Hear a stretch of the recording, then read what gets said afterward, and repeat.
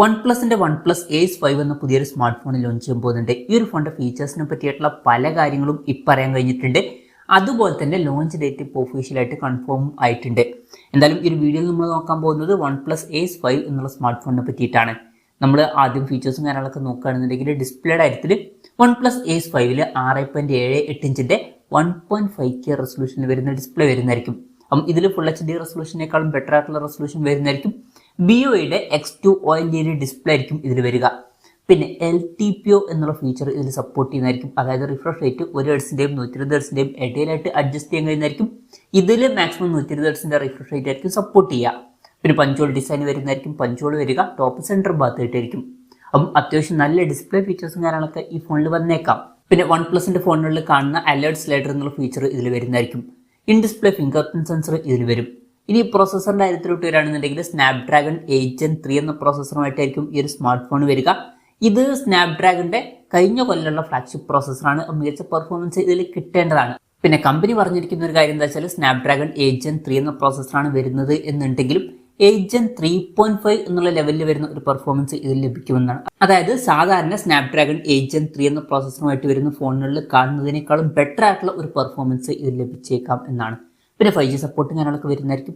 ഫോണിന്റെ base വേരിയന്റിൽ 12GB റാമും 256GB ഇന്റേണലും ആയിരിക്കും വരിക.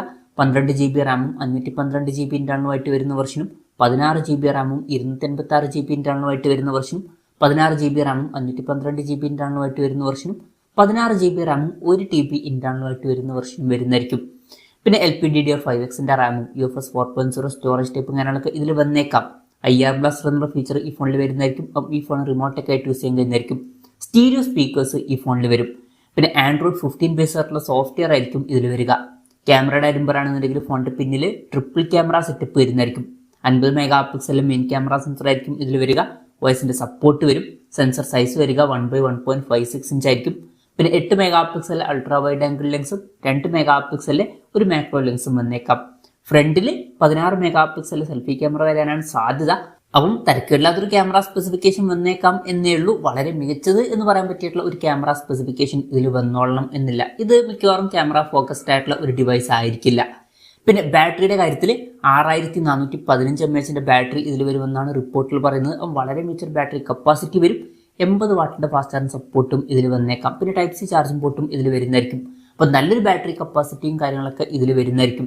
അപ്പം ഇതൊക്കെയാണ് ഫീച്ചേഴ്സിനെ പറ്റി പറയാനുള്ള കാര്യങ്ങൾ. ഇനി ലോഞ്ച് ഡേറ്റിന്റെ കാര്യം പറയുകയാണെന്നുണ്ടെങ്കിൽ December 26 ഈ ഫോൺ ലോഞ്ച് ചെയ്യാൻ പോകുന്നത്. പക്ഷേ ആ ഒരു ദിവസം ചൈനീസ് മാർക്കറ്റിലായിരിക്കും ഈ ഫോൺ ലോഞ്ച് ചെയ്യുക.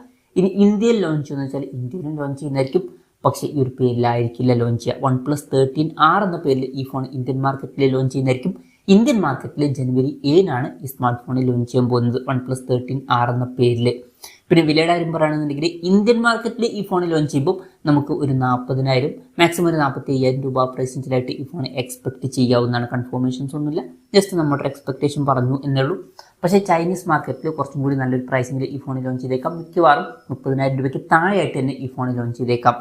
എന്തായാലും അതിനെ പറ്റിയിട്ടുള്ള കൺഫർമേഷൻസും ഇപ്പം പുറത്ത് വന്നിട്ടില്ല. എന്തായാലും വൺ പ്ലസിന്റെ ഏസ് 5 എന്ന പുതിയൊരു സ്മാർട്ട് ഫോൺ ലോഞ്ച് ചെയ്യാൻ പോകുന്നുണ്ട്. ഈ ഒരു ഫോണിനെ പറ്റിയിട്ടുള്ള നിങ്ങളുടെ അഭിപ്രായം ജസ്റ്റ് ഒന്ന് കമന്റ് ചെയ്യുക. അതുപോലെ തന്നെ ഇതുപോലുള്ള വീഡിയോസ് ഇനിയും കാണാൻ താല്പര്യമുണ്ടെന്നുണ്ടെങ്കിൽ ഈ ചാനൽ സബ്സ്ക്രൈബ് ചെയ്യാവുന്നതാണ്.